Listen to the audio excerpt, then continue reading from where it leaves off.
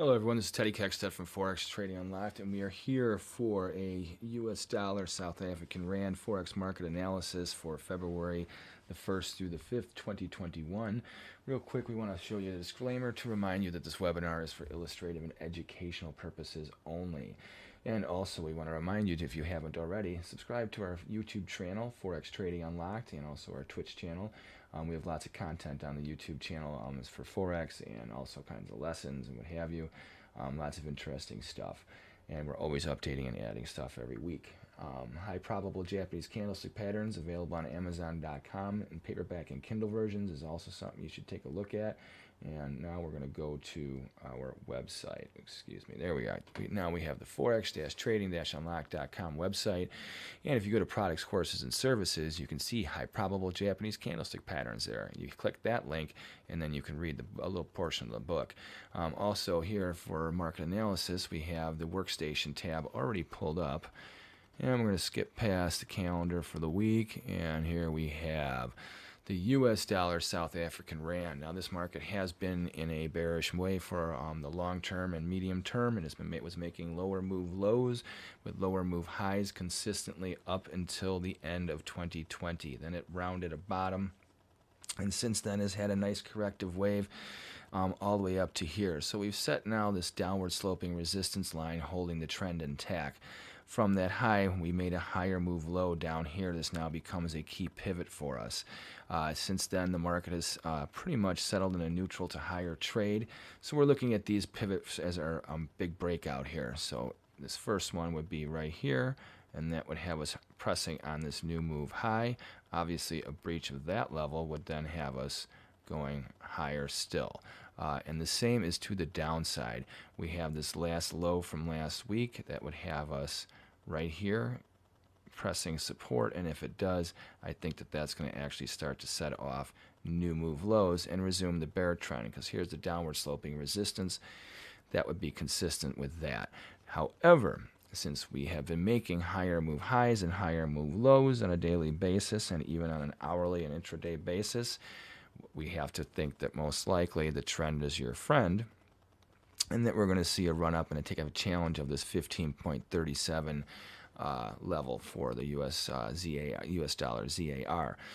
If we, like I said, get above here, and that would mean newer move highs, and that would target the 15.68 level. So we don't want to get ahead of ourselves. A rally above there, well, now that would be kind of significant, but might as well, since we brought it up, point out what might happen here.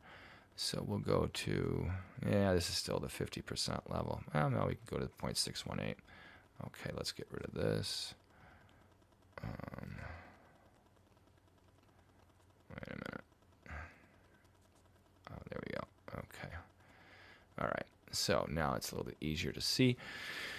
So the 16.21, I think, would be the highest corrective level you would see for the US dollar South African Rand. Now, if you want to look at another reason why this probably is going to challenge resistance, is because of the dollar index. The dollar index had a low set a few weeks after the US dollar ZAR did, and we had a bullish engulfing line buy signal that sparked a rally, which has now had the dollar index making higher move highs and higher move lows. It is only bullish on the short term, hourly and daily basis, not on the long term or medium term. This market has been this index has been in a free fall for a while. But right now we are expecting a challenge of the 90.97 level in the dollar index, and then maybe if we can cross that bridge, that would mean that we are making higher move highs. Momentum in the US dollar versus those currencies, or basket of currencies that are sparking that index to rise, would most likely precipitate momentum up to the 91.73 level. Above there, it's going to get a little dicey. 92.36, I think, would be definitely the extreme. So now let's go back to the US dollar ZAR. Okay. And if the US dollar, if the Dixie, the dollar index, continues to buffer resistance, then that would most likely lift the US dollar ZAR. It seems like this is not like it's just following the index, but it definitely is not hurting the bulls here in the US dollar ZAR with the dollar index pressuring resistance. Now, if we definitely take out this 14.94 level, be very careful because of failure from 14.76 and all bets are off. Remember, the long-term trend is bearish. Lower move lows, lower move highs are indicative of a lower trending market. Only on the daily and intraday, and remember I said this rounded out a bottom at the end of 2020, sparked this corrective move here up to this point level, setting this lower move high. Now we made a higher move low over here back in the middle of end of January, or middle of end of January, and now we've gone neutral to set pretty much sideways since then. So let's see what happens. Like I said, a breakout to the upside would confirm bullish strength, and in a failure from 14.94 definitely heads this market back on edge.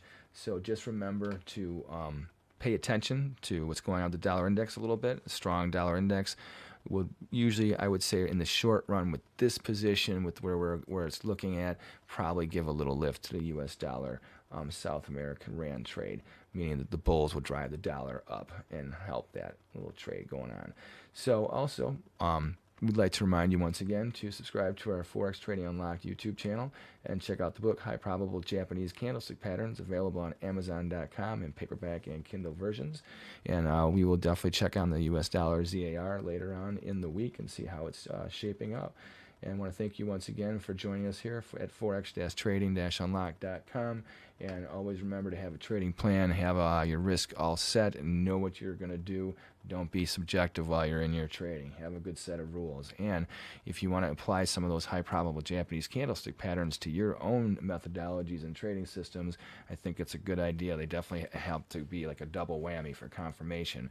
So just like we use that in the dollar index to give us a guide for a low and setting that new trend in place, the same happens in the South American ZAR as well. It happens in that market as well.